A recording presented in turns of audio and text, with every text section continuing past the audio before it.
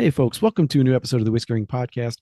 Today, we're going back over to what is arguably one of my favorite zones in the world right now for producing whiskey, which is New Zealand and Australasia in general, but specifically New Zealand, I seem to be really into recently.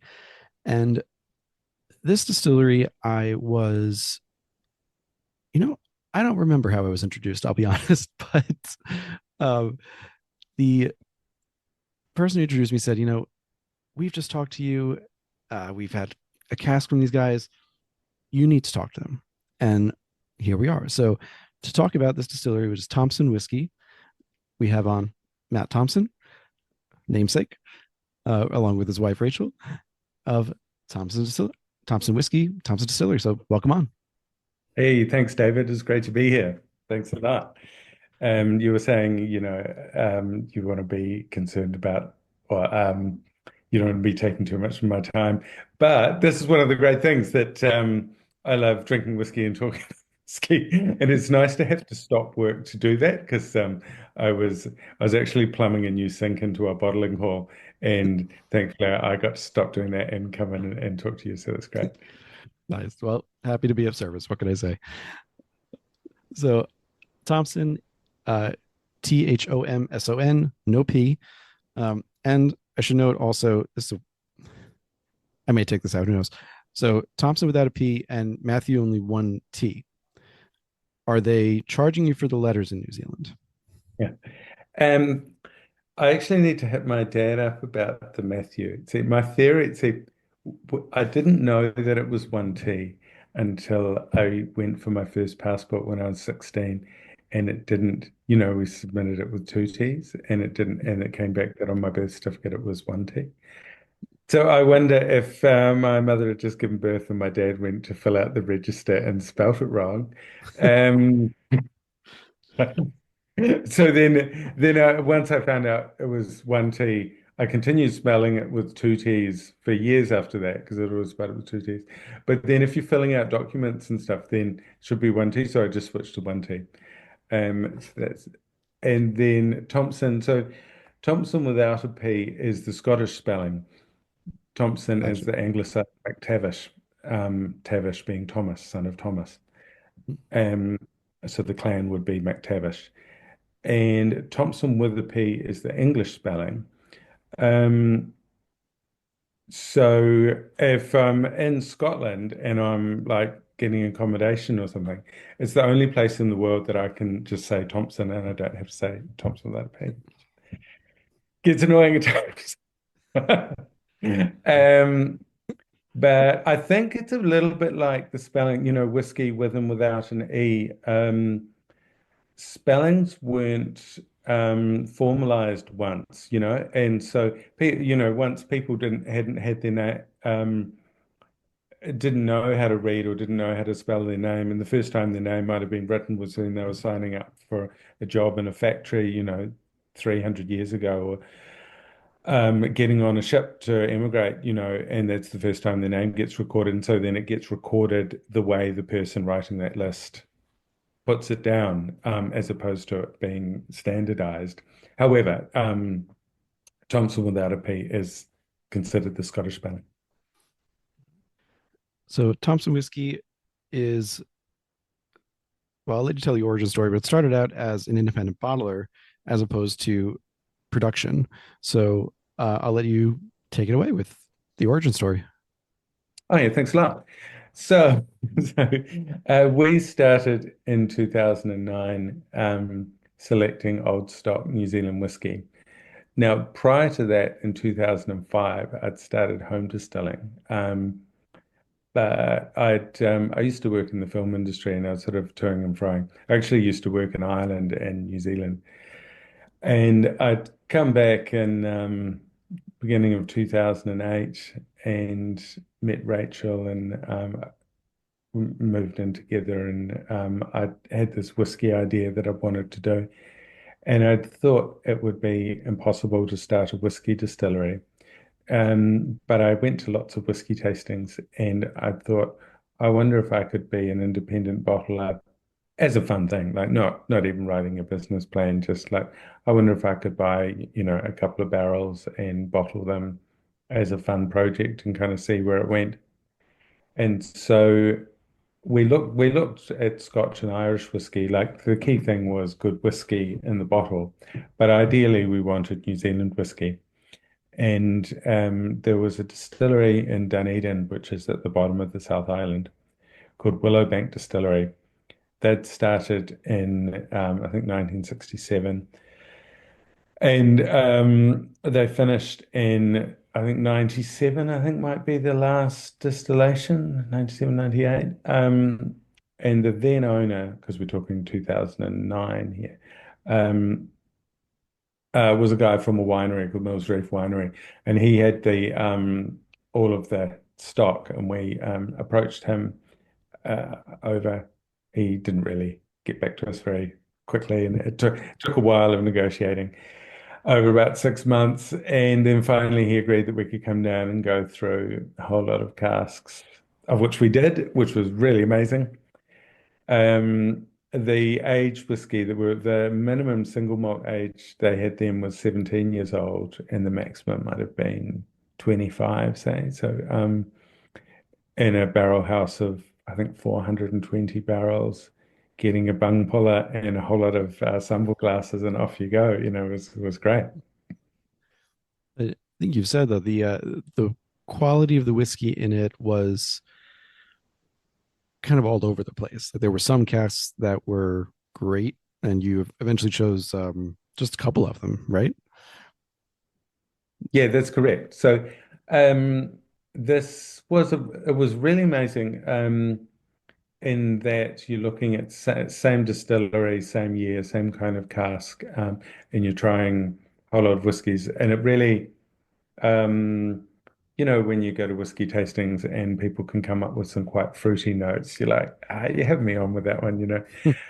This, this was the first time that you realized, oh, hold on, you really need these notes because, let's say we opened 50 casks. What we did was we found a bottling that they'd done with a cask number that we liked, and then we say it was 232. Then we looked for casks on each side of that. So 231, 233, 234, until we had 50 casks. We were just starting out as well, so we didn't actually want the oldest stock because we wanted a more accessible price point. We didn't want to start with 25-year-old whiskey. So we were doing in this 17, 18-year-old range. And it was amazing the difference. There were some that were no good at all, and some that were real magic. Um, and it was really, like it's fun, but it's also there's a lot riding on this. And you've got to rely on your notes. It's not like if you've got six whiskies in front of you, you can easily tell which is the best one, which you'd want to bottle. But 50 whiskies in, your palate's a bit compromised, and it's hard to sort of be trying them fresh and making decisions and things.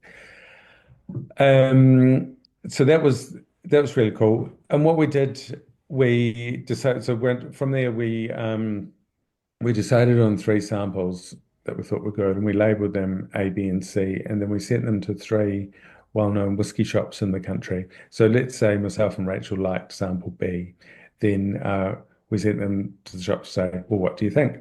And two of the shops came back and said, yep, we like sample B, go with that one. And one of the shops said, yeah, they're pretty good, but yeah, I don't know.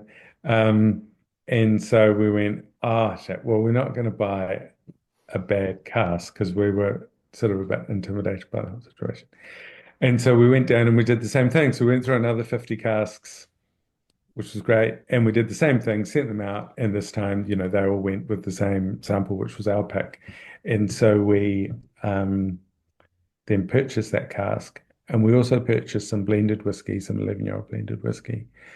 And that was it. That was the start. And we had those, and they took ages to come up. And we managed to get it like by November, like 2009. So it's like just before Christmas, really hard to sell in. But we did get it in shops, and that was the beginning. So I'm Yeah. just curious, putting ourselves back. God, 17 years now. I look at, a 17, a 25-year-old cask, 17-year-old cask, anything in between.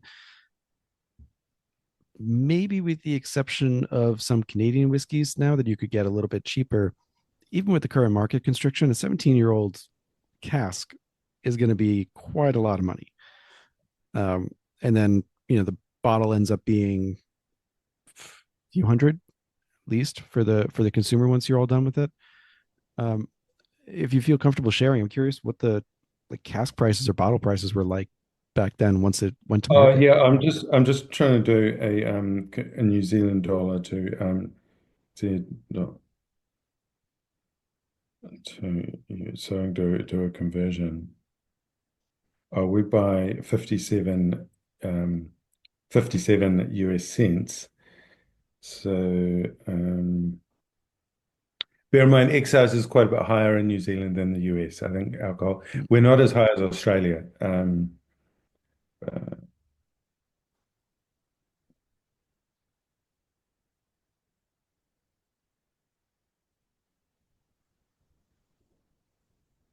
um, Okay, so the 17-year-old single cask was retailing in US dollars for about $68.40. It's my conversion. Wow. When we put it out. But see, that was I um the problem at the time was that there was still blended whiskey from Willowbank Distillery um on the shelf. And that I do it needs to do conversion again. Um So that didn't have a very good name. What had happened is they'd started in the late 60s producing basically blended whiskey. And as we know, single malt whiskey didn't really come around until I think I mean, don't quote me on this, whiskey experts out there, but it might have been 1967 that Glenfiddich put out the first pure malt, which was maybe the first commercial single malt in the modern That, era. that sounds right, like late 60s, early 70s. And then, I mean, and that's really just the first release. It's until the 80s when it's really starts popping off. Yeah, so this distillery was because blends were I mean blends are still king by volume, but blends were king by reputation as well. And so they'd started producing a blended whiskey. And it just didn't really get a good sort of quality point if we were in the market. I mean, now New Zealand's known for making really good wine and really good beer, and you would Mm, assume things from New Zealand are really good. But if you went back, say, to the 1950s, then they would assume imported stuff was much better. Like mm, definitely imported wine. So if we're back in the 70s, people would think of imported wine as much better than New Zealand wine, and they would think of imported whiskey as much better than New Zealand whiskey. It was hard for people to get sort of quality associations with it. A part of what did that with wine actually was they set up a group, I don't know what this group is called, but where they critique each other's wine, sorry, I was just saying was critique each other's wine, and if it doesn't meet the standard, they don't export it mm. so that sort of held to account.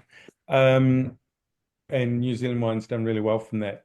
But essentially, the brand didn't have a great reputation, and there was still the remnants of the blend on the shelf, which was 40 New Zealand dollars. So it's like 0.57 of that. 57 times 40. So $22.80, you could still buy a 1 litre bottle of Wilson's, and I Mm, was coming in at $68.40 or whatever it was, mm. with my single cask single malt, which is super cheap now. We can sell a bottle of that for nearly $700 at the moment. Wow. 700 New dollars, so Yeah, probably I mean that 500. that that sounds more in line now with for that age. Yeah. So yeah. Um, but it was not, it was a real hard slog.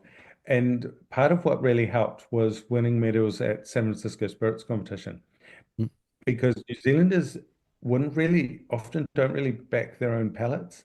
And so because people go, oh, it's not just Wilson's, is it? And you're like, no, this is a single malt, which if it had gone to market under the intended brand would be called Lamalore whiskey, made by, and this is a single selected cask, unchill filtered, 46%, and it's won a gold, or we even got a double gold at San Mhm. Francisco Spirits Competition, the biggest spirits competition in the world.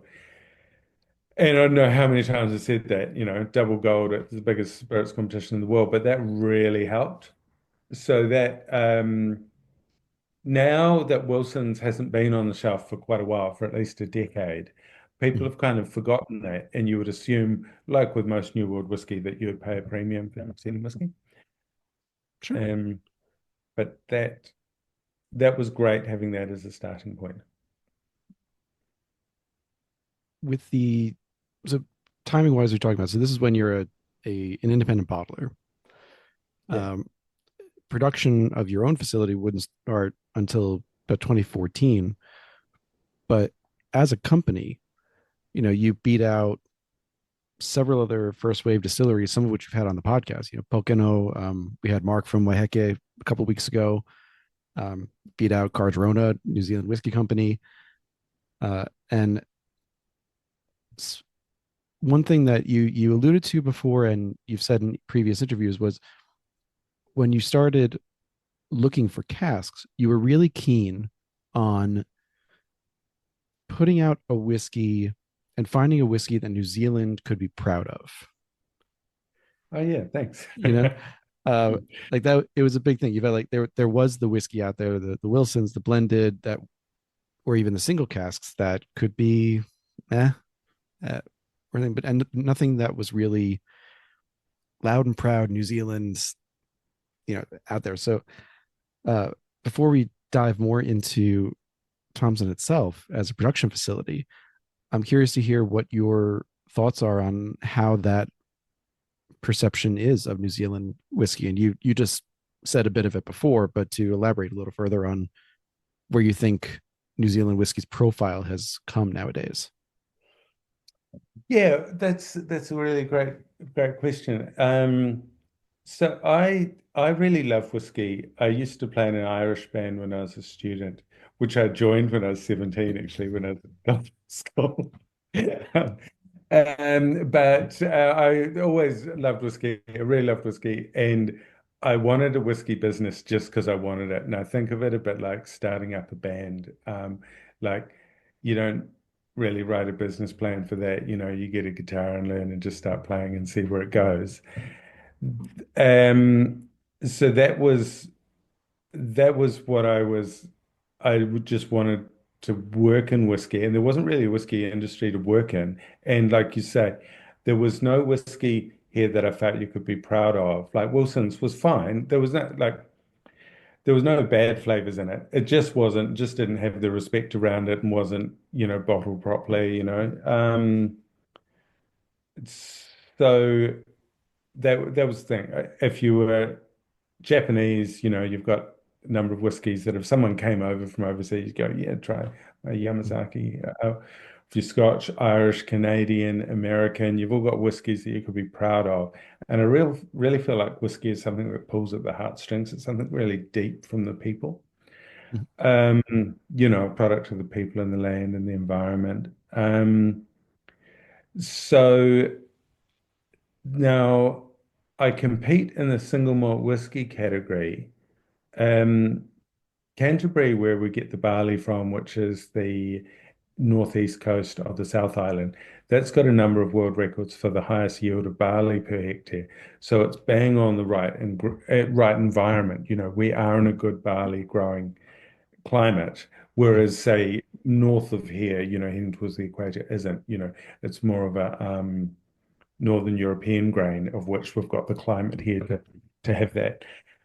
So that's a reason um, for that. And also New Zealand, I don't know if it does now, but it did have the highest proportion of Scottish heritage, so Scottish ancestry in the world. Um, However, you do see, like, if you've got Scotland and Ireland, they're similar climates, but they're different whiskies. And I feel like New Zealand should have its own style of whiskey. I love the American whiskies. I love bourbon whiskies. I love rye whiskey, and I love the multi-grain mash bill. Um, we actually have done a rye and barley whiskey, which I thought was really, really good. Um, there's a bit, I mean, this is a bit of a sort of bummer of a point. It's really like for a lot of people, they think that single malt whiskey just means good. They don't really know what it means. Mhm. From so it's easier to compete in the single malt whiskey category because as a small batch producer, it's going to be expensive, and so people know that single malt whiskey is expensive. Whereas if I do a multi-grain mash bill whiskey, because say malted rye costs me more than malted barley does, and it's lower yield, but I struggle to charge as much as I can for single malt whiskey. So on that point, it's a bit of a bummer of a point, but it makes it hard to experiment with other grains. However, I do actually drink the most single malt whiskey, and I love single malt whiskey, so that's good to compete in that category. And then when I was home distilling back in 2005, um, I really love peaty whiskies. This is partly why we've got a dark bottle, as a lot of the whiskies on the shelf, on my shelf, were green bottles, dark bottles. I went, well, I want to make some peaty whiskey, but in New Zealand we would use Manuka wood for smoking and barbecuing and cooking on. And so, well, what's a Manuka smoked whiskey going to taste like? That makes sense in New Zealand. No one digs up peat and burns it in New Zealand. No one. And to someone that doesn't drink whiskey and that's not from, say, the UK, they don't even know what peat is. I've said to people, I've tried to explain what peat was and had someone say, "What's your burned dirt?" And no. So if you're going to have a smoky whiskey, then I feel like in some sense it's a bit of a cliche in New Zealand using Manuka wood because it's really common for cooking on here. However, it really makes sense in New Zealand. Like that would be a smoky anything. That would be the first wood that people would use. There's a number of other ones, but this is the main one. So that's what I started experimenting with back in 2005, and then that's what this kind of dream I held on to finally when we got the distillery operational in 2014. That brings up a question that I meant to ask Mark from Waiheke, which was, and maybe I did ask in a way, but we've spoken to a number of New Zealand distilleries, and as you said, there's peat that it's mostly cut from the south of the South Island, Yeah. the bottom of the South Island. There is some peat around where you guys are, like in Auckland and kind of all over the area, because there's it's more common than we think it is. But for whiskey purposes or for any purposes, most likely it's going to be cut from the South Island. Um, Waiheke uses peat, makes a couple of peated whiskeys. So you've got a couple of distilleries in the country making either peated and or smoky whiskeys, whether it's peat or Manuka smoke. Um, I'm curious, given that, as you're saying, the barley grows so well on the South Island, the that's where the peat is. What are your thoughts on maybe why there really aren't any or many distilleries down there? That there was Willowbrook down there, but no longer. They all seem to be on the North Island. Well, that would just simply be the location of the people that start them, because our one is, if you start, because Rachel and myself, we don't have any investors, and so we just started. And actually, we got the first still in 2012, which we had at a winery, and then going through compliance wasn't going to work. And then we managed to get into this craft brewery, which was absolutely perfect because they had an old brewery there that we could brew from, so we could do it all in-house. That was really great. So that's the reason is that I had to keep working part-time whilst we were getting the whiskey going. And that would be the same with Pocono. Mat Johnson, Celine live in Auckland, and they found a really great water source. They're on their own aquifer, which is really good. And Mark Izzard lives on Mark and Rowe live on Waiheke, so they set up there. So that would be. It's a very big. If you've got to keep doing another, it's a very big upheaval to move, so many hundred miles away to start from scratch. Um, but there are a few distilleries in the South Island. There's one that to look out for called Auld, AULD, and Rob Auld and Tony have got they've got a grain farmer. They grow heritage grains there, Mm. so they're doing cool things with grains that I can't get hold of. So that's really neat. Um, I mean, yeah, wouldn't mind. South Island's great, but yeah, it's just work. It's just for those reasons that it's worked out up here. Incidentally, the peat coming from the South Island, that's because the maltster that does the smoking is in the South Island. Mhm. It's there's two maltsters in the country, one in the North Island, one in the South Island. Um, and the one Gladfield Malt in the South Island, they'd done a lot of work with specialty malts for the craft brewing industry. And at the time that we were starting out, we were asking them about producing a distilling malt, and which we wanted a Manuka smoke distilling malt. But also there's a Beechwood German smoked malt, which they were interested in mimicking themselves. So, but they wanted to do it with Manuka. So they could sort of hedge their bets by putting out a Manuka smoked malt that we could use and brewers would use. So Mhm. what was amazing was when we got the distillery set up, immediately we could get batch 001 of the first commercially Manuka smoked malt, other than, the stuff that I'd smoked myself. And then later on, I was like, oh, great, you've got a smoker, right? Because it had been my lifelong dream to put out a New Zealand peated whiskey. And it was like, wow, great, we can have New Zealand peated malt. So I contacted them to say, can you do me some peated malt? And they said, um, no, we don't see a use for that. And we don't have any peat. And so then I went down to the garden centre and bought some Hauraki peat, which was local peat, which you could just buy in a 20 kilo bale, and wrapped it up and sent it to them and said, see, we can get peat. And I think it was a bit of an underhanded insult to South Island, but within a week they found, they said, oh no, we can find peat. And so we struck the deal that they would do me 5 tons.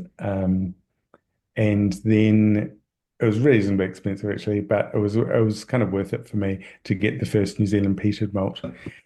Mhm. And then what happened was I was drawing it down in half-ton batches, and we got to the final 4.5 tons, and I ordered the final half-ton, and they said, "Oh, we've actually sold it to homebrew shops," which I actually wondered whether they sold it to another distillery. But they're like, "But we're going to keep it on as a regular product, which means I'll be able to get it fresh." So consequently, we can get Manuka and peat smoke New Zealand malted barley, which I didn't realize at the time, but fairly unique. It's not unique in the world, but most countries that use peated malt would use UK peated malt. It's Mhm. unusual in the world that we can have New Zealand grain and New Zealand smoke. Yeah, I think Mark had said he had priced out the cost of New Zealand peat or New Zealand peated malt versus importing Scottish malt, and that the Scottish peated malt would have been cheaper to import than to get from the South Island. At least when he was first doing it. Maybe now that there's more scale, that could be a little more economical. But that sounds like that what might have been the case originally.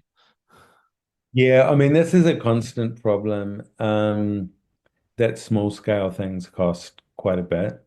Um, uh, and you just don't have the buying power, and the mechanisms aren't set up. So yeah, unfortunately, you just have to wear it.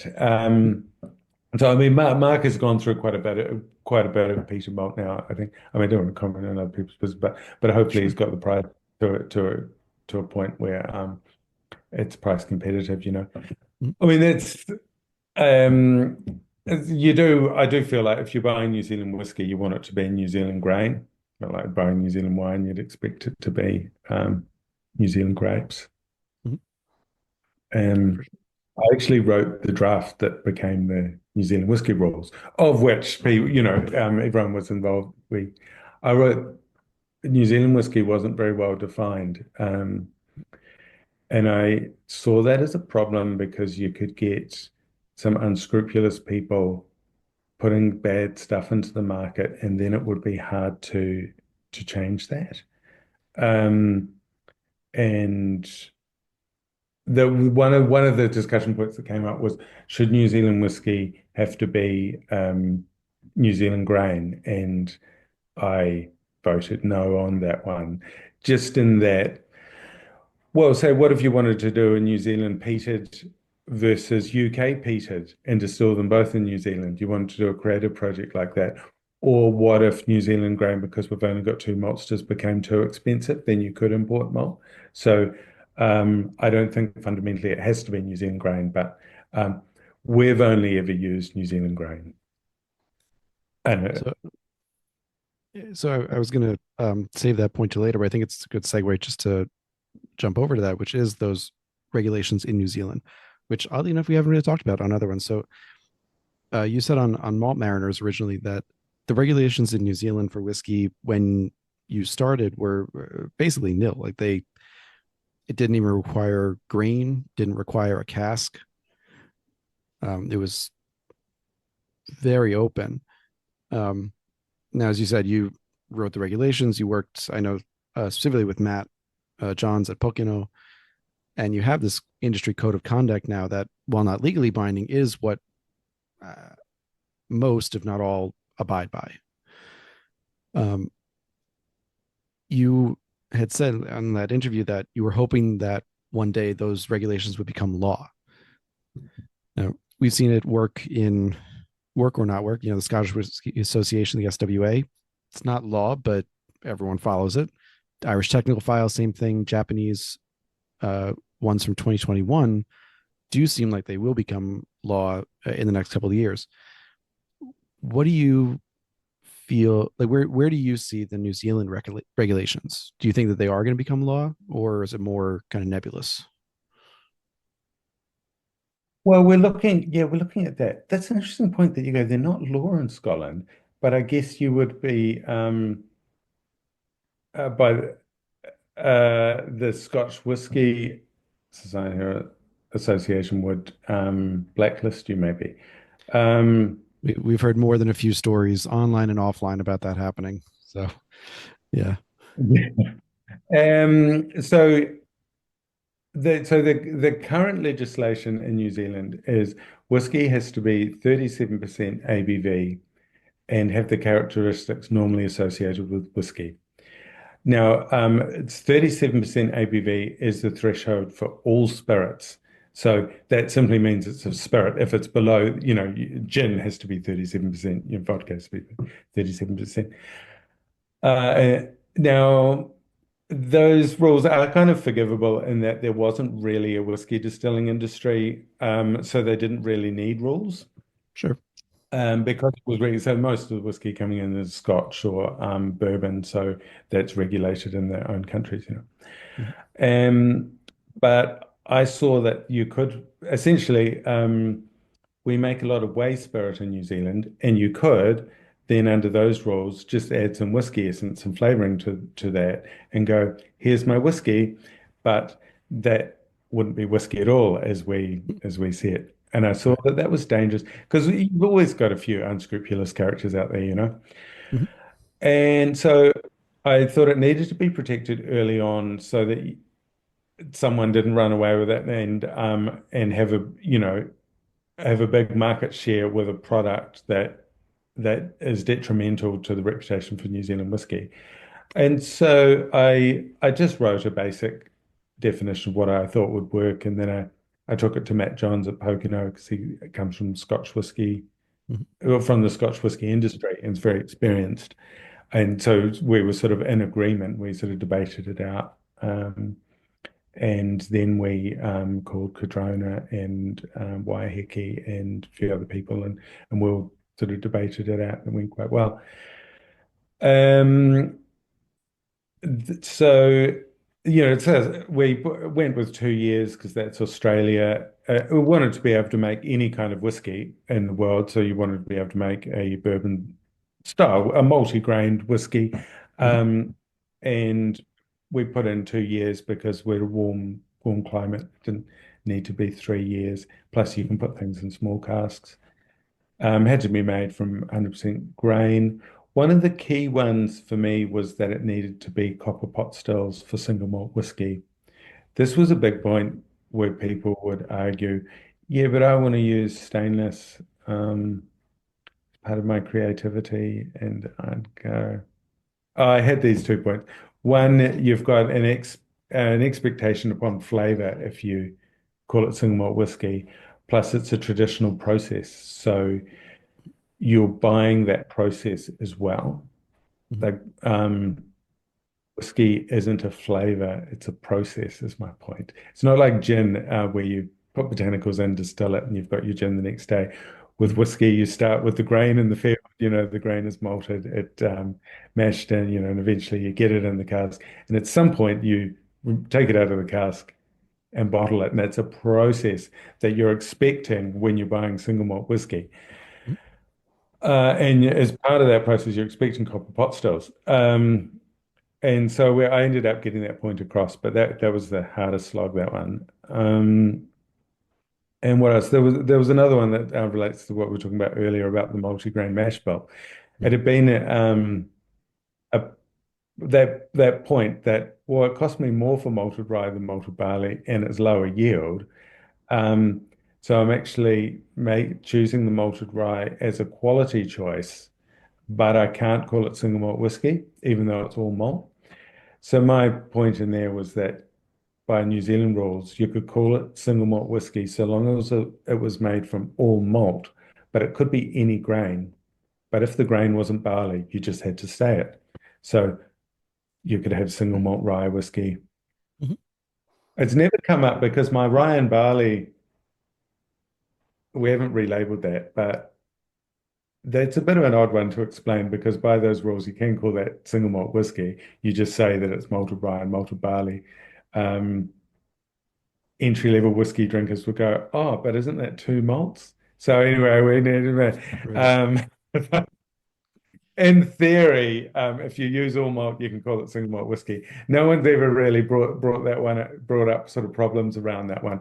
But I thought that was a good one of a solve of that problem that if we use different malted grains, we can no Mhm. longer call it single malt whiskey, and so it effectively devalues it as far as the market sees it. Right. And as you said, it's devaluing a product that inherently costs more, so it's working against you long Yeah, term. Yeah. yeah. Yeah.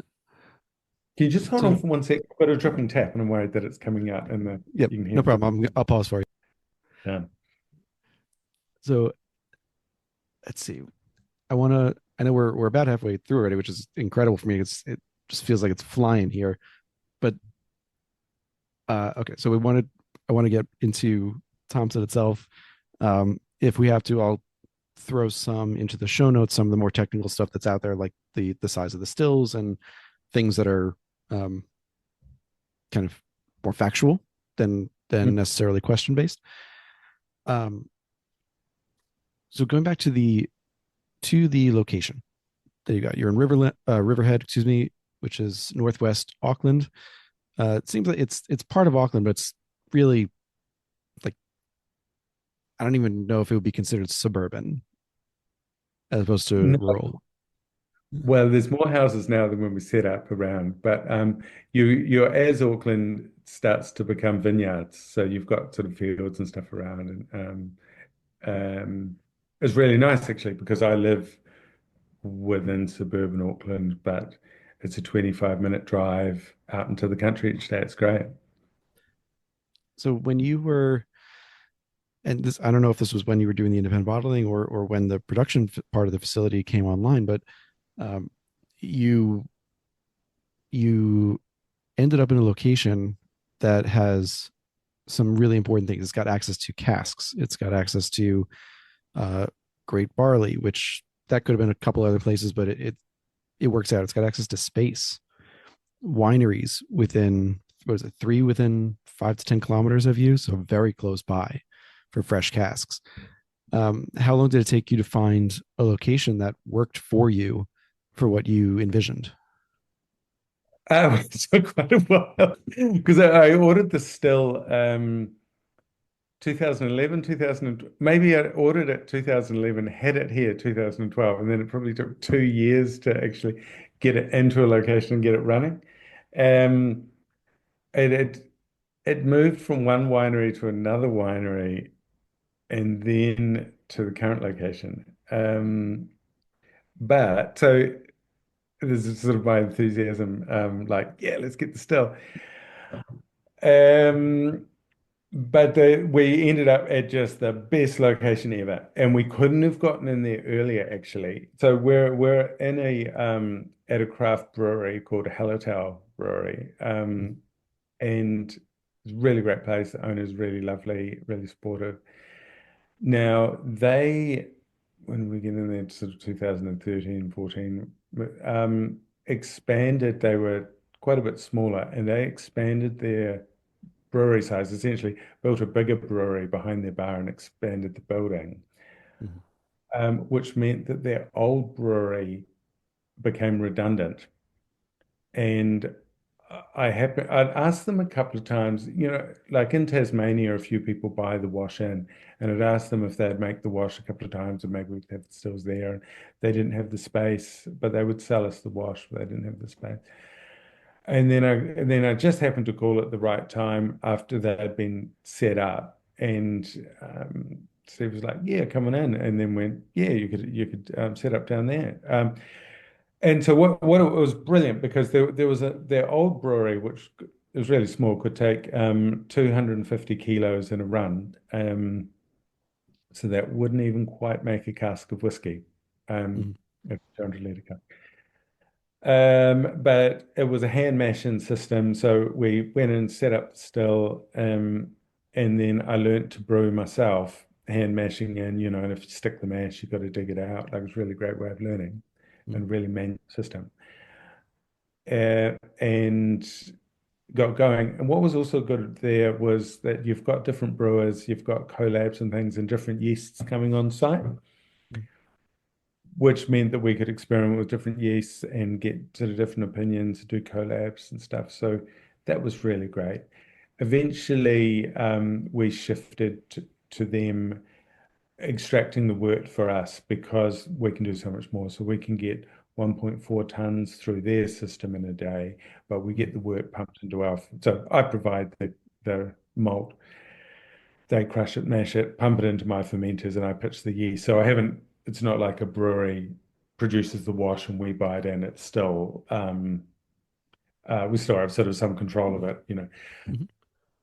But that's been really great. And it's been really nice. They're great people. When you start off a distillery by yourself, it can be a bit lonely 'cause there might be one or two people there where it's nice people and they've got great food there and stuff. So it's actually been a really, real blessing.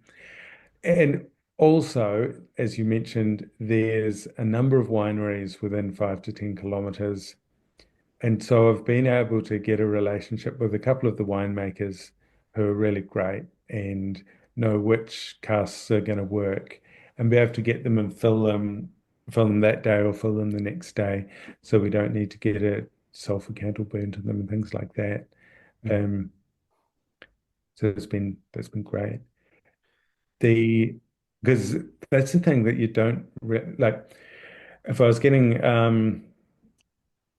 big wineries dump a whole lot of casks at one time, and when they're wanting to, they don't care, if you want 12 casks, they don't really care about you. If they just dumped, 100 casks, they're not going to worry about whether they get an infection in them or something, you know what I mean?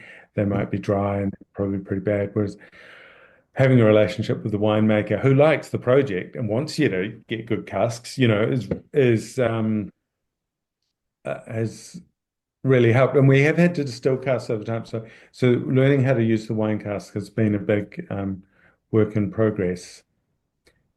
It also ties into me wanting to make a New Zealand whiskey, and that we do have a really great wine industry. And we've got these casks, which all the winemakers use French oak casks, which is super expensive, that we can get hold of relatively easily, and we should be able to use. And so, learning about the wines and the usage and how old it should be before we get it, this kind of things has been really good to be able to do. Um, but yeah, it is, like I always say this one, if you've got a glass of whiskey and a glass of sherry and you combine the two, it's probably going to taste pretty good. If you've got a glass of wine and a glass of whiskey, you combine the two, it's probably going to taste pretty bad. So you've really got to make sure the wine is a good combination, whether you STR the cask or how you use it. And we've been able to do that, which has been great. Yeah, I was thinking about this, and it sounds like the wine finishing aspect, or at least using the wine casks, whether it was finish or an STR cask, was part of the plan pretty early on, Yeah. even as far as the location. Uh, with the variety of casks available to you, have you found that certain wines are pair best with your whiskey? You know what? Let me take back that question for a second and throw this one instead. Do you consider wine influenced whiskey to be one of your core profiles? Yes. Um, yes, we do. It's one of the core profiles. It's a matter of marrying the flavors, actually. Um, say Manuka smoked whiskey in American oak works really well. So we use extract Daniels barrels for that. Now, Manuka smoke and wine isn't a great combination. However, peat smoke and red wine is a great combination. Mhm. So it's a matter of sort of marrying the concepts and whether we STR the casks for Manuka smoke. Um, it's a matter of going, well, this is the palette, these are the flavors that we can produce that we really like. How do we get the best out of those? And this can be, we've got a blended whiskey, which that's made from our whiskey and some imported whiskey, and we partly mature that in red wine cask, but we can then use those so like it's pulled off the berry notes, then we can use those for a deeper maturation where it's not going to get too winey for the single malt whiskies. If the cask is too saturated with wine, then it's no good, but you can mitigate that by having some whiskey in there for a short period. But I tend to get casks that aren't too old, that aren't too saturated. And then white wine, amazingly, can taste really great. I didn't think this, and I never got wine casks, but then in a pack of, maybe there was one, and I was like, oh, well, let's use it. And then a few years later, it was like, oh man, that is great. It, a New Zealand wine. I'm a huge fan of New Zealand wine, so I hear on that particularly either cabs or Malbecs. Yeah. Something like Global South Malbec, I really love. But the white wines from New Zealand they're known for being super bold, passion fruit, kind of high ABV too, around 15, Yeah. 16%, as opposed to the 11 to 13 that we're used to. Um, so I imagine it's kind of a different beast than if you're doing a white wine somewhere else in the world, a white wine cask, because you're dealing with such a powerful wine to begin with. Like you need to, as you said, either put some whiskey in there to mellow it a bit, or just let enough time pass where the wine just cuts back on its influence. But so of your products, I mean, you mentioned the two tone, which is the blend has the Yeah. wine cast. What what products work best with the white wine? Well, the truth is, after all these years, I've only really just started using wine casks, say 2 years ago. And we got a pack of 18 Chardonnay casks, and I put in like mild peat smoke and mild Manuka smoke, and both of those are really, really good. It's possible that wine casks are superior, white wine casks are superior But this is sort of new to me because if you thought like red wine and whiskey were going to taste bad together, I think white wine and smoky whiskey, that is a bad combo, man. Like if you were Really? to combine the two in the glass, right? That is a bad combo. However, the flavor through the wood has been really, really good. So this is just like long-term work in progress. Um, Another fact, all of the wineries around me use only French oak, which they would see as much better quality than American oak for wine, Mm. for them. But I do really love American oak and it chars really well. I would like to be able to get hold of some New Zealand wine casks that are made from American oak so that I could STR them. Of course, the French oak STRs are good, but I do like American oak as well. So I guess that's on the to-do list. Um, and we want to find some like sticky white wines as well. But it's all just a long-term, fun project, For sure. And to for one more question about the wine in particular, you made the comparison earlier. If you were to blend whiskey and sherry together, probably tastes pretty good. Whiskey and wine together, maybe not so much. Um, how much are you using, uh, say, fortified wines as opposed to standard wine? Well, we only got one. I don't think you can call it port if it's made in New Zealand, but you might be able to call it a port cask because you're Hmm. not saying it's port, right? Right. We only had one port cask once, which it just happened that I was calling the winemaker to buy some casks. And he was like, "Oh, I was thinking about you yesterday when I was hot washing out a port that we made." And I was like, "Oh, when you called me before you hot washed it?" And it was only, and he was like, "Oh, do you want it?" And I was like, "Yeah." So we got that, and I had some, I think, 5-year-old whiskey that had been in American oak, and we put it in there, and that one tasted fantastic. But we virtually don't have a fortified wine industry in New Zealand. Australia does. I think that's a little bit sewn up with the amount of Australian whiskey distilleries that there are. And so we haven't, imported any from Spain or Portugal. I mean, one, obviously that's expensive. But in concept, that's a long way for a cask to come, whereas I'm looking at making New Zealand whiskey. So we've got these great wine casks around. So why don't we use those? From my thinking, that's a Scotch thing to do to use sherry casks because they Mhm. would go to, Birmingham and whatever and in bulk in the cask and then move up to Scotland for whiskey. That's a Right, right. historical part of the Scotch industry. So the fact that we don't really have them here means I don't use them. Now that doesn't mean that other people shouldn't though, and Pocono's done a great job with sherry casks and others. I think Waiheke might have some sherry casks as well. They do put out good whiskey. There's no doubt about that. It's just something that we haven't focused on. Like I said, you want it to be more about what's available around you, and if that's the ethos that you're going with, then that makes sense. You wouldn't be importing what doesn't exist.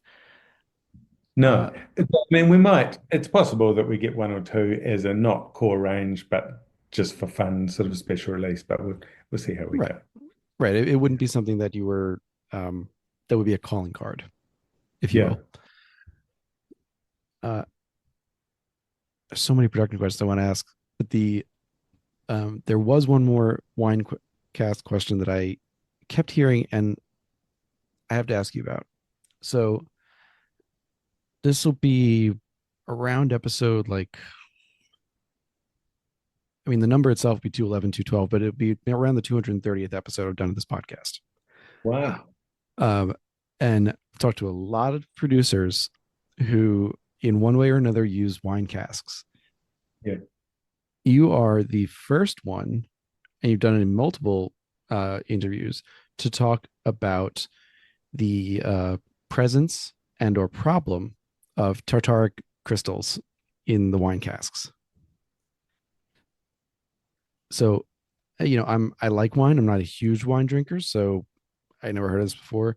And again, no one ever mentioned that about whether to hot wash them out, what it does to leave them in, take them out. And I would imagine this is not something unique to New Zealand the to have that in the casks. Yeah, well, when you do your own cookering, you think quite a lot. And I mean, when you start a business yourself and you're kind of doing everything, then you make all the mistakes, and so you get to know, you get to know it intimately when you pull casks apart and STR them and things. But depending on the winemakers, so winemakers can filter out the tartrates, but they look like rock salt on focaccia bread, and they can cover a huge amount of the surface of the wine cask. And I don't think they really taste like anything. Like scraped it off and gone like, what does it taste like? And like put a little bit on my tongue, and it didn't really. You're expecting it to taste really salty or like Sure. bleach or something, but it didn't they didn't really have a huge amount of flavor. So that it's possible that they're inert and they merely stop the access of the spirit to the oak. Um, but in any case, if I, depending on the winemaker, I can get them basically tartrate free because I know that he filters them out in his process, or a different winemaker whose wine is also really good doesn't, and that's covered in the tartaric crystals. So I definitely scrape those ones out. But those tend to be the Chardonnay casks that have all the tartrates in them, and I really want those casks for those characters. So in that case, pull the heads off and we scrape them out, hot wash them, put the heads back on and fill them. And they're a bit of a problem as well because they're quite like if you're shaving out the inside, they're quite tough or sort of quite hard on the blades when if you're cutting them off. Tend to use a big scraper like on the inside, a big two-handed scraper, like imagine a big broom handle with a 3-inch wide chisel on the bottom, thing like that to get in. It's a lot of work. It's Yeah. I had to ask because again, nobody's ever mentioned it. So I, I don't know. I can't say why, but now we've got an answer. That So part of that might be that wine cast releases might be fairly obscure ones, like sort of one-off releases, and so they've got it, and it's like a for interest's sake, mate. We've got a wine cast release of this, whereas for us, it's crucial, like it's sort of core range stuff. So we need right, need to really look at them. sure. And so I wanted just in the last half hour we have, I want to jump back to another point in the beginning that you mentioned a little bit about, but you said you had to learn this process yourself. Like you learned how to brew, to what it took to mash, to distill, um, and I have heard you were particularly inspired by two distilleries, by Stauning in Denmark and Balcones in Texas. Uh, Stauning was an early guest on the podcast, like first year, and I absolutely love their stuff.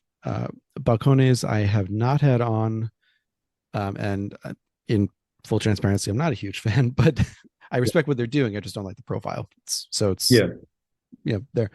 Um, so between the inspiration of those two distilleries and learning on your own, what was your process like to figure out what you needed to learn and find the resources to learn it? Um, I'm the kind of person that has a crack at things. I'll add to that the other most influential one as well was Kilhoman, and I've been to visit Kilhoman back in 2007, and as I like smoky whiskies, and it was great to see a distillery that started from scratch, and so the first product I bought from them was a 2-year-old. So, Mm, and then you follow the journey. So that was also, but yes, um, Stowning and Balconies because they weren't traditional Scottish distilleries, but they were doing new stuff. And that was we bought a hogger still from Portugal based on that because they were getting good reviews and looked like they were doing cool things. And we got 900 liters still here and made a new column for it. So I studied art and design and I built film sets for 20 years. Mm. And you get it's an interesting job because you can turn up for a meeting with the designer and suddenly you're doing something within 3 days that you've never done before and you have the job. Like if you didn't like they go, oh yeah, can I book you Monday, Tuesday, Wednesday next week? You're like, yeah. And then you go in on Monday morning for the meeting and it's like, what? Like I can't build that. And so you just have to do it. And generally you do it and it works. So I also for home distilling, my flatmate at the time, Jonathan Hopcroft, his father was into brewing. He was a jeweler, and so he did some of the copper work. So the first still we built, and then the hogger still came, and I thought we'll put a bigger column on it because Chip Tate had done that in Balcones, but he'd Mm. just put straight columns on, but we put a tapered one, and I beat out the elbow and things. Mm. Do that. I'm the kind of person that would give things a crack and see how it went. Um, and that's what we did.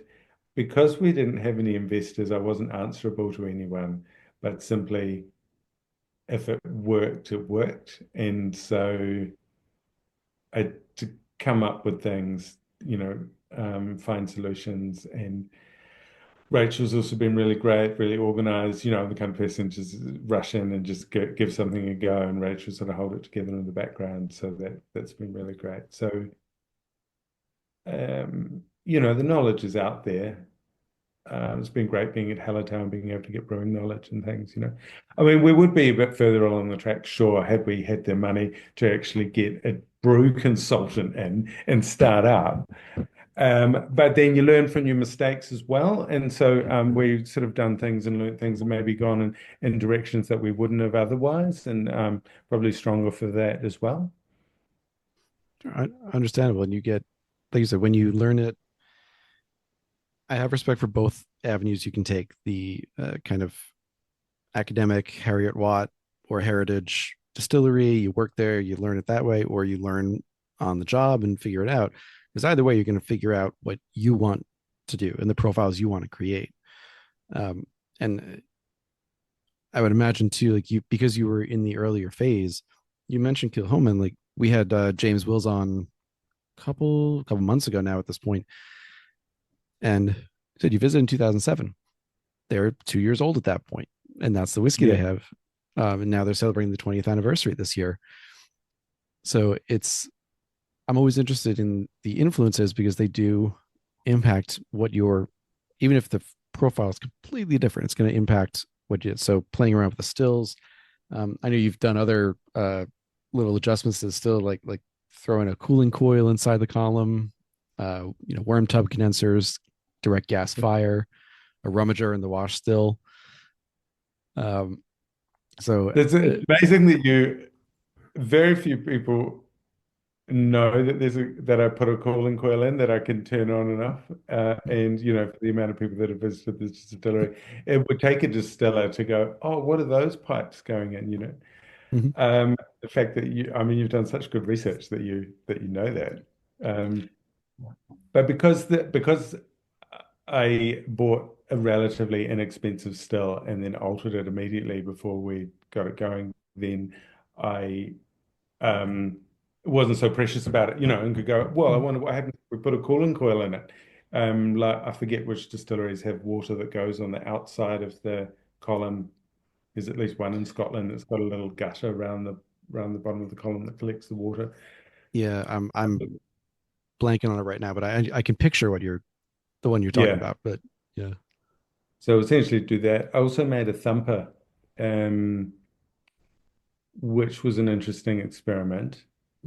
Um, I made it like a 50-liter copper thumper. And I think on a moonshine still, the thumper is much bigger compared to the still, but this was quite small compared to the still. And it really rattled around, man. It was like, but I It- thought it was going to break the wells in the still. you said 50 liter thumper. Yeah, So on even on the 900 liter original still, yeah, that would be incredibly small. Yeah, that would be like a little, like a thimble hat on top almost. yeah. Yeah, I built Yeah. a stand and had it to the side. But you know how I'm sure everyone knows how the thumper works. You've got the line arm coming down, and that goes into the liquid of the thumper, and then another line arm, I guess, that comes from the top of the thumper and goes out. So it's basically bubbling away. But the thumper probably didn't have the ability to cool the liquid enough. But I Mhm. thought, well, if moonshiners do it, why don't I give it a go and see, it might just refine the spirit a bit better. And so we did, and I stopped.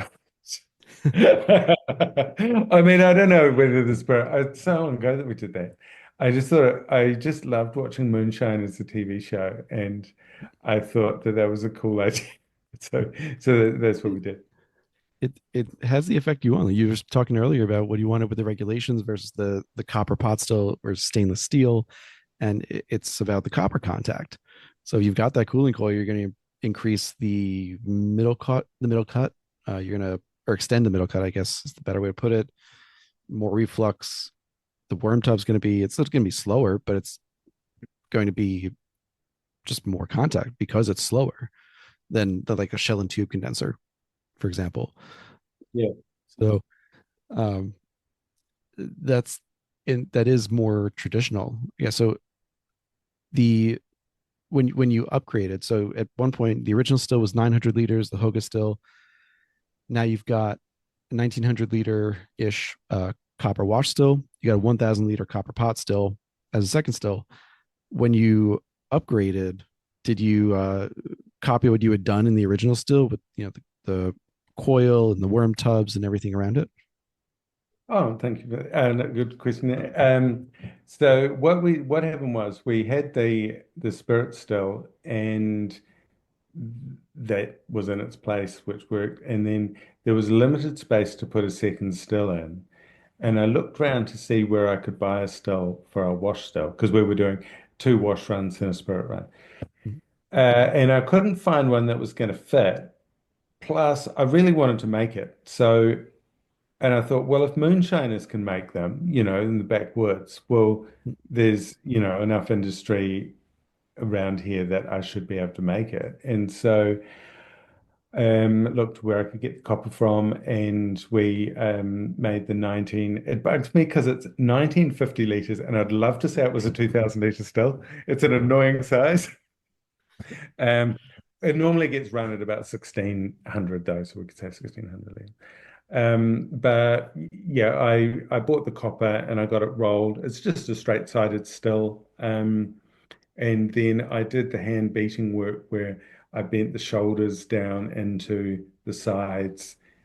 Because I felt reasonably confident to do like stuff after I'd done the elbow for the hogger still. Mhm, And then the line arm, because of the shape of the room, the line arm from the wash still goes upwards to the worm condenser, mhm. which is a bit of a disadvantage for making smoky whiskies because it refines it a little bit too much.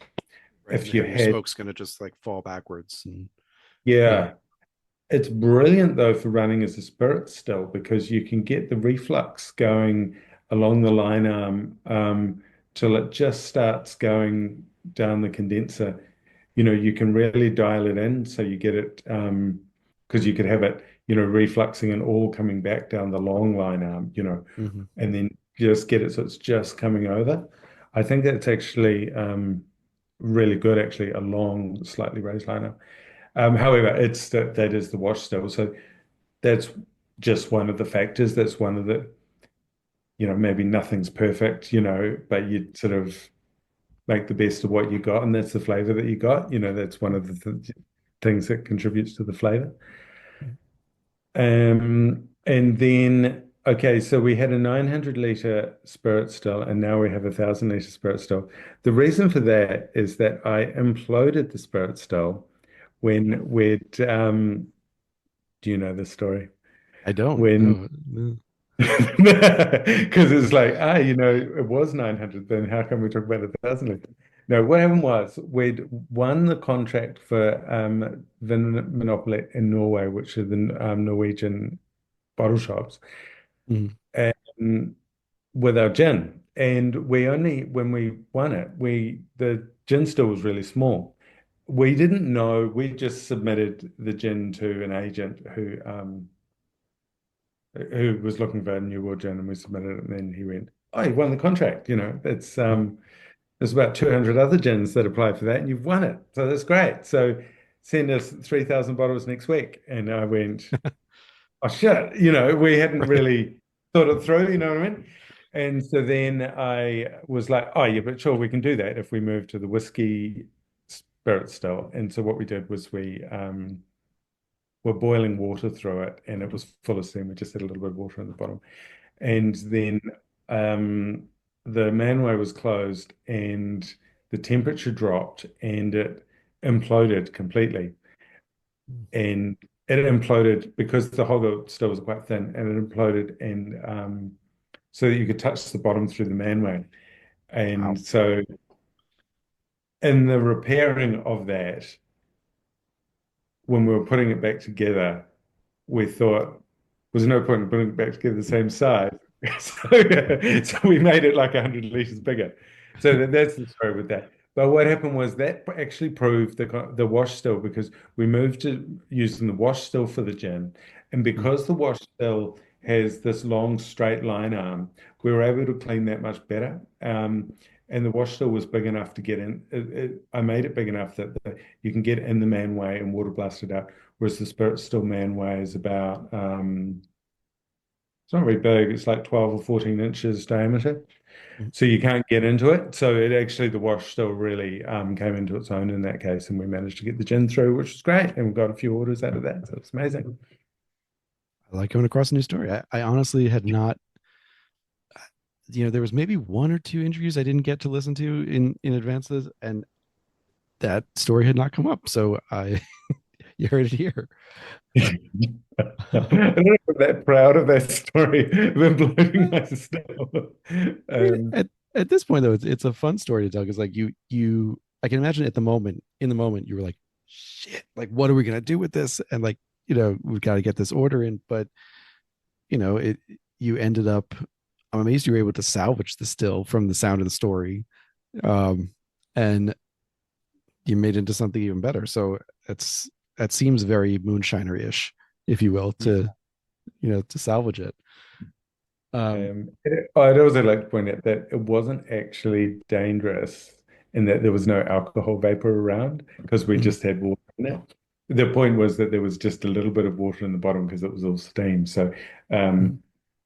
yeah, God forbid there's ever an explosion. But we've got sort of safety precautions around for that. So Sure. It was more like, the stereotypical can of Coke, empty can of Coke physics experiment. You heat up the can, then you put it in ice water, and it just goes whoosh and shrinks down into itself.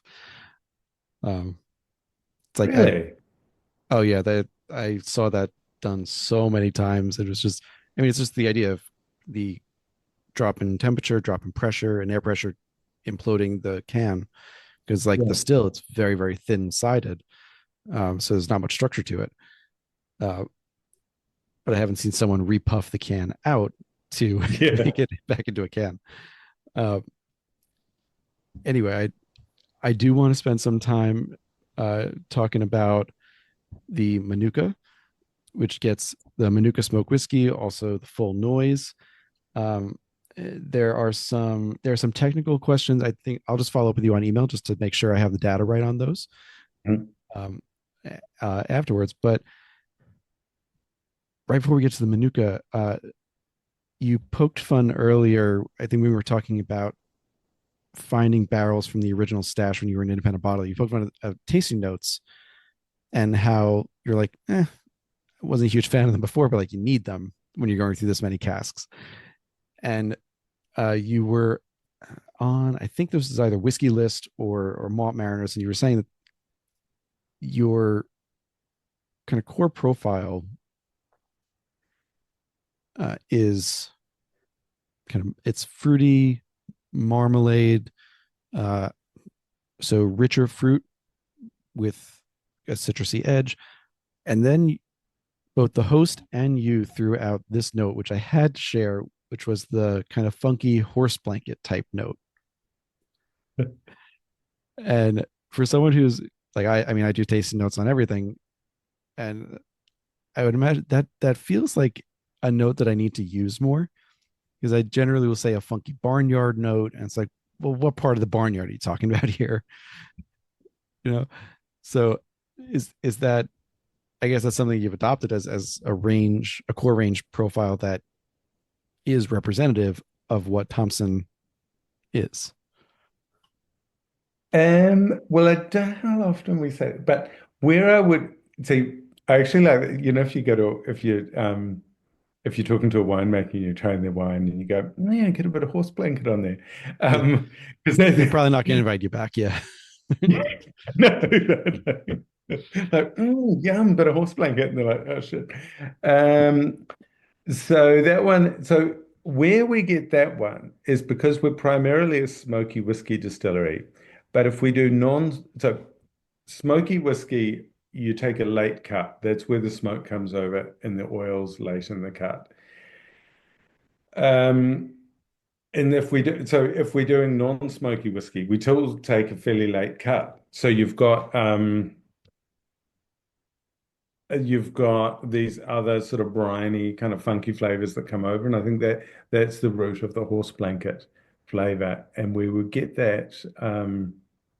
We get particularly this wine cast one that we did, which wouldn't have had when Brettanomyces is what we're talking about. That gives that name. It wouldn't have had Brett present in it, but this release that we recently did in a French oak cast that's got a whole lot of horse blanket notes, which um, uh, from that late cut. The sweetness of the American oak, I think, if it's in an ex-bourbon barrel, tends not to give that. The other factor that tends towards those flavors is having the worm condenser. Mm. You can get those kind of meatier, briny flavors from the worm. Um, and it's interesting when you get into smoke because they can sort of enhance the smoke. Um, but it's an interesting one, the old tasting notes. What, what are you going to, it's a funny thing. If you if you say it before people have tried it, then it's a positive. Like if you go, "Oh, we've got the smoky whiskey.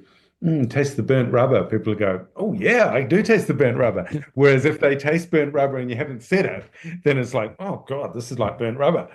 Um, and we probably all tasted a little bit of burnt rubber and whiskey and gone, "Yeah, it's pretty good."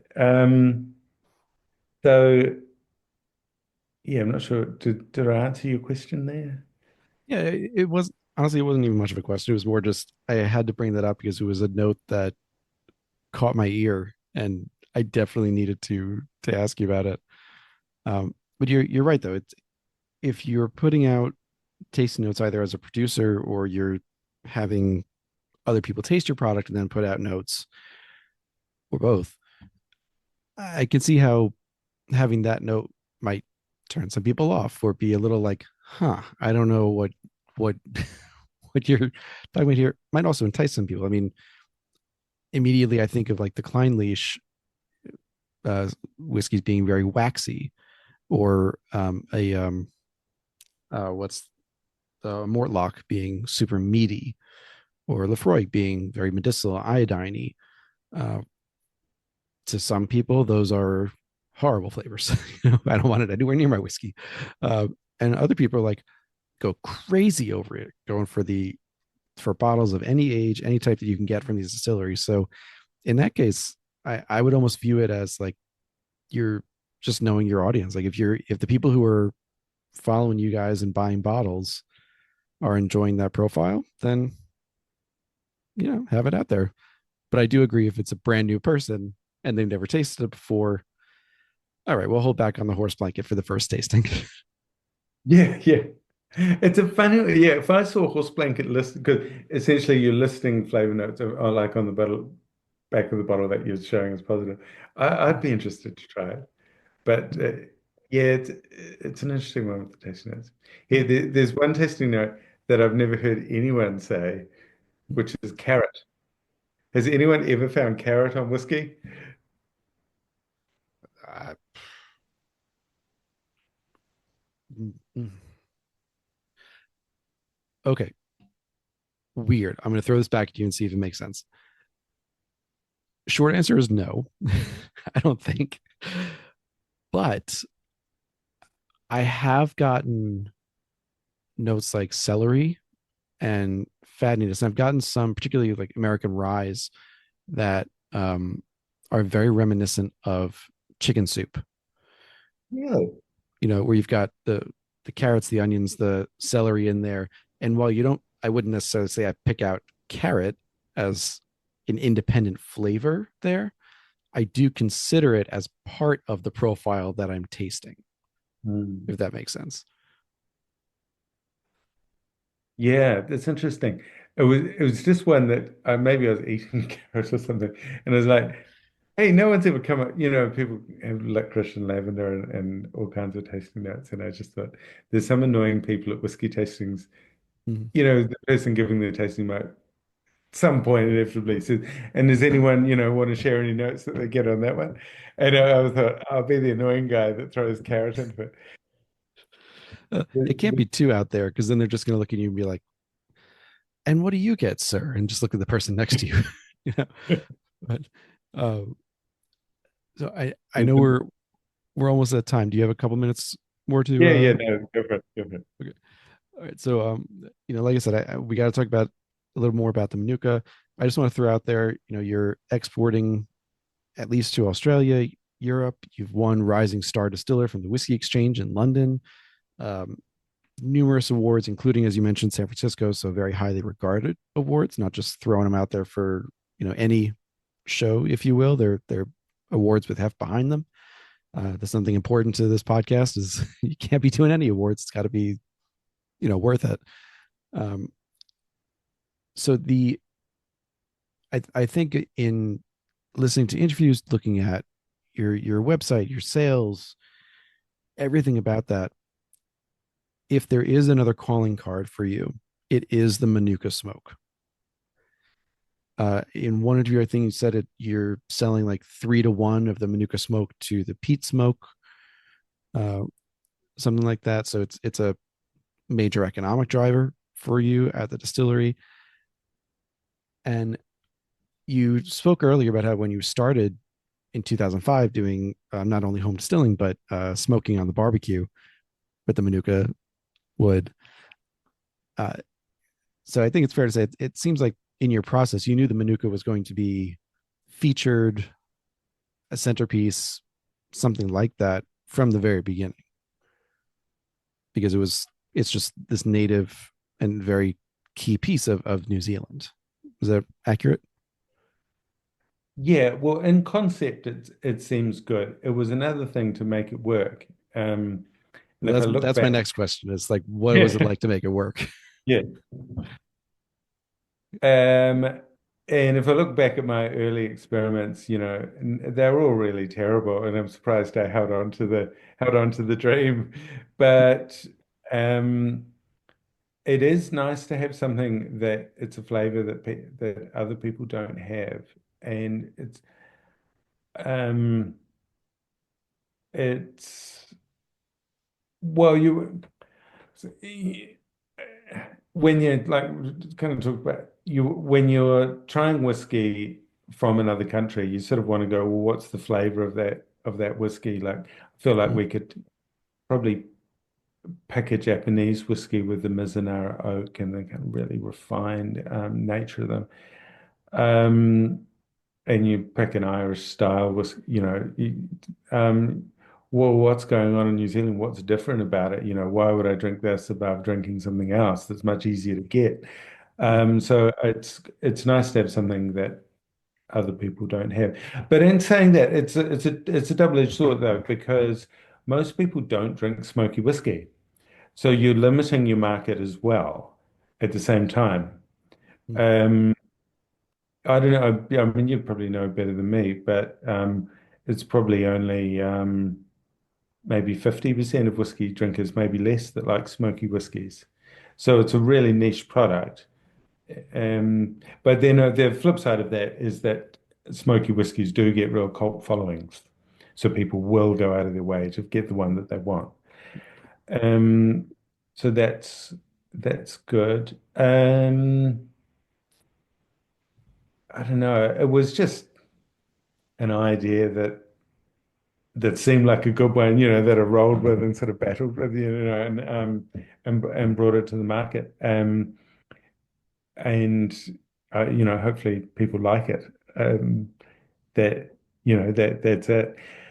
I was saying, had there been a New Zealand whiskey when we were starting that was really great, then I might not have started at all because that problem was solved. But it was like, oh, I kind of feel like we need to solve this problem. Like we need a great New Zealand whiskey. Um, and also like I just didn't want to be an imitation of Scotch. Mm. Um, that was that's the thinking behind it. Yeah. You've said if there is an ethos, and I think I might have mentioned this earlier, like part of your ethos is you're not replicating another country's style, whether that's Scotland, Australia, near far. It's helping to define what New Zealand whiskey is. And that can be in a very literal sense, as in writing the definition and the regulations that distilleries now abide by. It can also be showing we've got Manuka wood. It's a hardwood. It's great for firewood, great for smoking. With and you've got two versions, core range versions, let's say. I know you do experimental and one off casks a bunch. You've got the Manuka smoke and the full noise, which is the cask strength uh, version of the Manuka smoke. But as I understand it, and correct me if I'm wrong, the full noise isn't simply a cask strength version, as in the Manuka smoke is not just watered down or proofed down full noise. There's thought process put into the full noise expression. Yes, there is. So we do. So the Manuka smoke is currently uh, is all American oak, ex-bourbon, Jack Daniel's barrels, and then the full noise would be three American oak casks to one French oak cask, of which we would have maybe had two-tone in it for a while and then put whiskey in it for the longer maturation.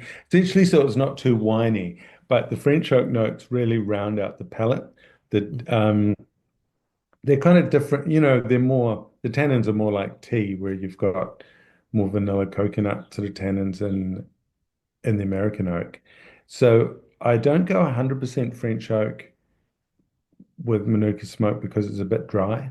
Um, but so I feel like American oak is the combo for that kind of smoke, but adding some French oak is really good. So that's the full noise.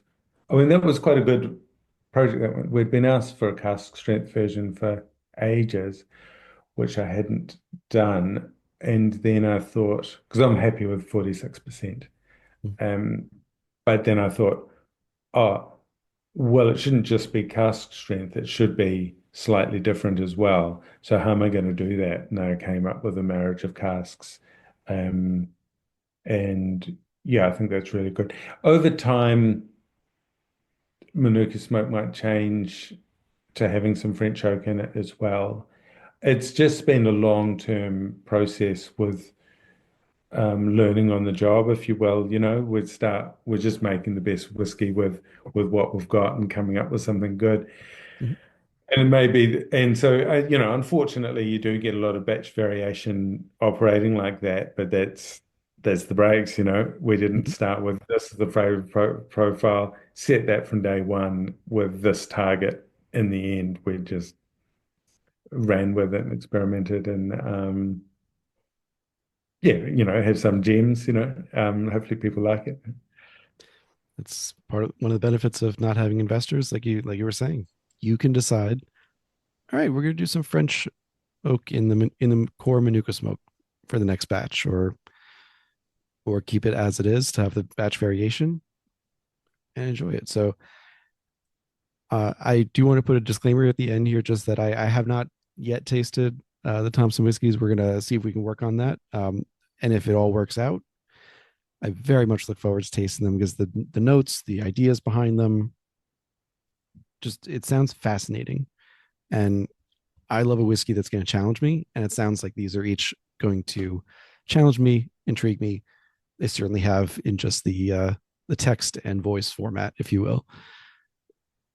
So with that, Matt, thank you again so much for coming on and talking about Thomson whiskey, talking through the process, your inspirations, and most importantly, I think not only what sets you guys apart, but how much of a role you've had in growing New Zealand whiskey and guiding it along, and hopefully, and in my opinion, making it a sleeping giant that's really it's making some waves with some great whiskey.